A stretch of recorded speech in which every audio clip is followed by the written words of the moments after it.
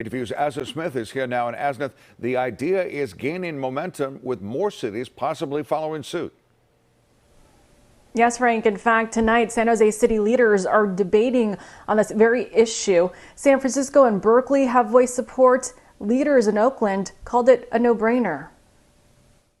As grocery workers, as food clerks, we didn't sign up for an at-risk job.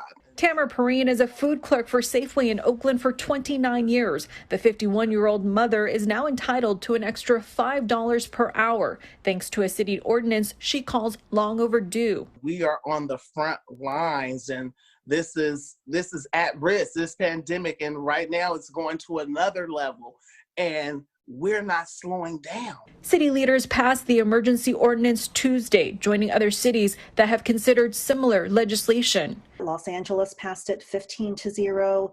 In Seattle, it was passed unanimously. Councilwoman Nikki Fortunato Bass introduced the ordinance, calling their line of work dangerous, getting paid on average $18 an hour. You know, they are working indoors with large numbers of people. And this is also a situation where they are among the lower paid service sector workers, yet the national retail chains are making enormous profits during COVID. Healthcare workers are treating exposed patients that come in.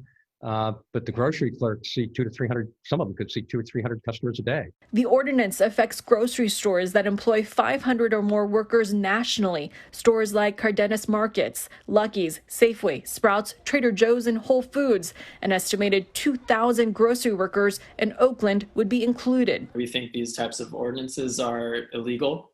So we think there's constitutional issues, especially when you're singling out one particular industry. The California Grocers Association plans to fight the ordinance. The association says the mandate amounts to a 28% increase in labor costs and could trickle down to the consumer. The association estimates an extra $400 a year for groceries for a family of 4.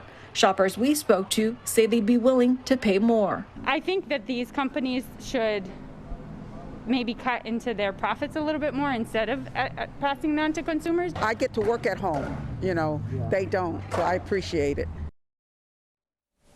And this is not entirely new. Lucky has been providing hazard pay to their employees during the pandemic, and Trader Joe's announced it plans to pay employees $4 an hour more.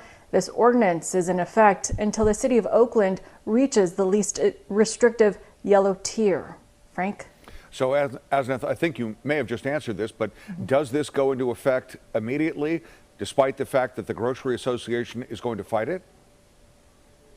Yes, it does go into effect immediately, according to the city council member I spoke to. And as I mentioned in the story, the Grocers Association does plan to fight it legally, and they did so in Long Beach. And so we'll just have to wait and see. Asna Smith, live for us tonight. Asna, thank you.